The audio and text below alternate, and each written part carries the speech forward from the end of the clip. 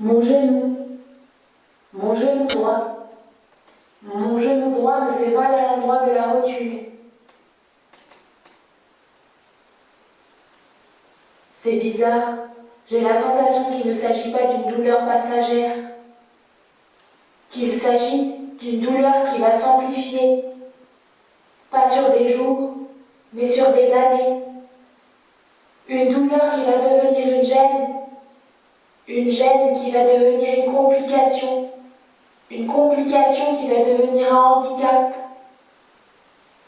À quoi reconnaît-on la naissance d'une douleur chronique? À quoi reconnaît-on les prémices de la vieillesse d'un corps? Le 31 mars après-midi, je me cogne violemment le petit doigt pied gauche à l'enceinte. Le 3 avril, autour de 8h30, j'ai cogné le pied dans une chaise, celle située entre la chambre de mon colocataire et la salle de bain, obstacle pourtant bien connu et repéré. Le 3 avril encore, j'ai failli déraper et me faire très mal à 14h13.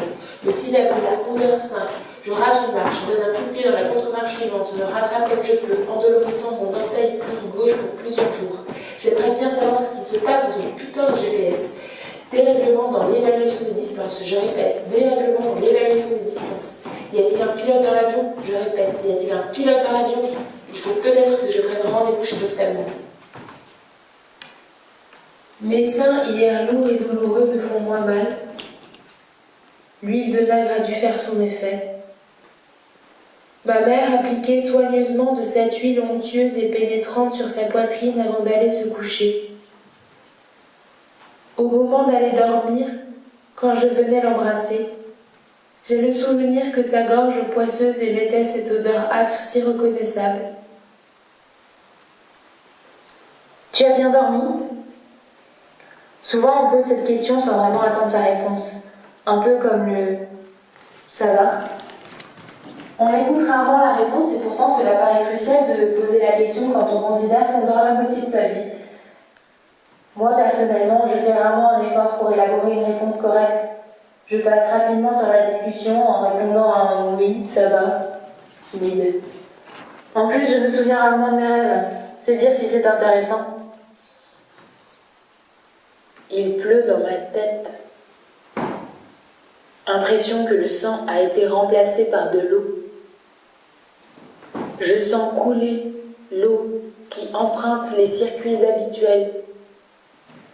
Veine jugulaire, veine sous-clavière, veine cave supérieure, artère pulmonaire, veine cave inférieure, veine iliaque, veine saphène, artère fémorale, artère iliaque, artère radiale et cubitale, artère humérale, aorte descendante, artère axillaire, artère sous-clavière, carotide, artère faciale, artère temporale, circuit fermé. Le seul moyen d'évacuer toute cette eau, c'est de contracter le diaphragme et de laisser les larmes perler puis dévaler de l'autre côté de la falaise, la face visible du visage. Le corps se tend, il se contracte tout entier. Il reste ainsi longtemps en apnée jusqu'à ce que la respiration se débloque et que le souffle dans l'expiration saccadée permette aux larmes de sortir. Plusieurs secousses violentes de sanglots se succèdent. C'est bizarre, ce sont des larmes physiques. Un truc que le corps cherche à évacuer pour ne pas déborder à son tour dans son entier. Quelques répliques. Je mis 1 heure à retrouver une respiration normale.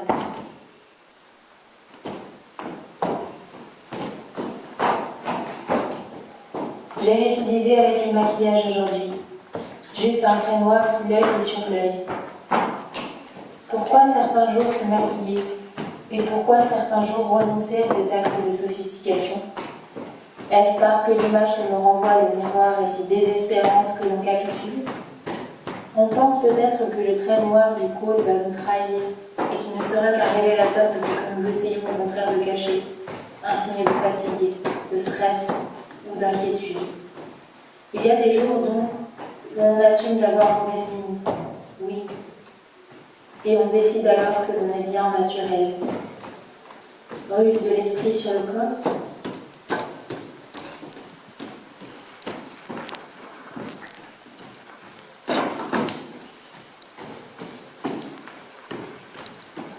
Ce matin, réveil difficile,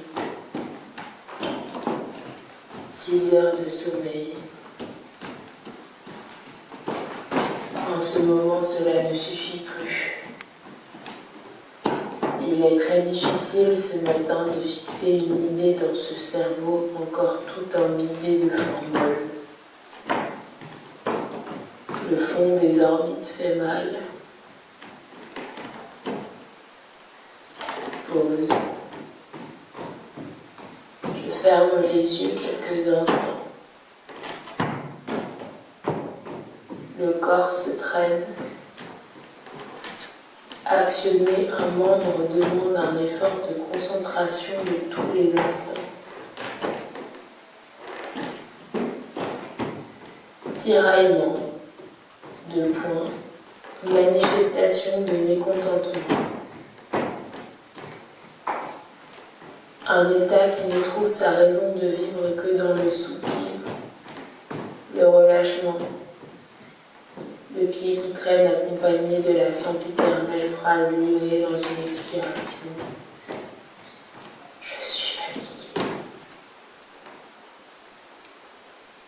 Cet état, depuis quelques mois, je l'ai incorporé. Il est devenu constitutif de mon être au quotidien.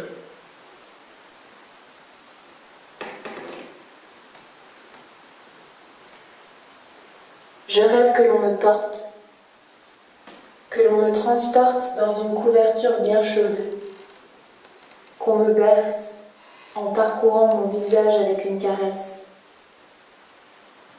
Le long du nez, un aller-retour sur le front, le contour des lèvres et un baiser salé pour me dire que tout va bien. Paupières lourdes, corps fatigué d'être un corps social, de se contorsionner pour trouver une place, la place, celle qui ne dérangera pas, celle qui ne provoquera pas, celle qui ne sera pas cachée, celle qui ne fera pas honte, celle qui ne s'imposera pas, celle qui ne se contiendra pas, celle qui ne frustrera pas et qui ne sera pas frustrée, celle qui ne dominera pas, celle qui ne s'épuisera pas, celle qui ne gênera pas, celle qui ne subira pas non plus. Impression d'être de ces corps qui se tordent pour suivre les contours d'une forme, pour créer une appartenance à un groupe ou à un individu, si bien qu'il est parfois difficile de savoir quelle était sa forme originelle. Surtout, ne pas déborder de trop, arrondir ses angles, être à l'endroit précis où l'autre nous attend.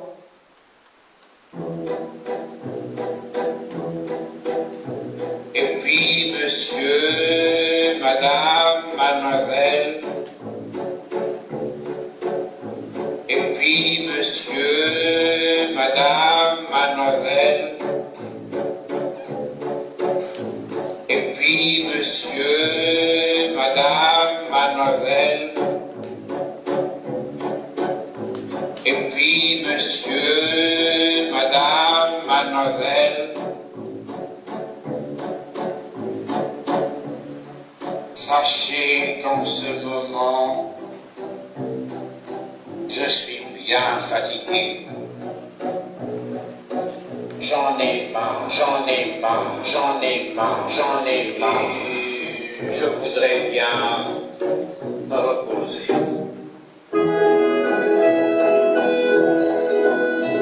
J'en ai marre d'aligner des paroles et des paroles. Et même des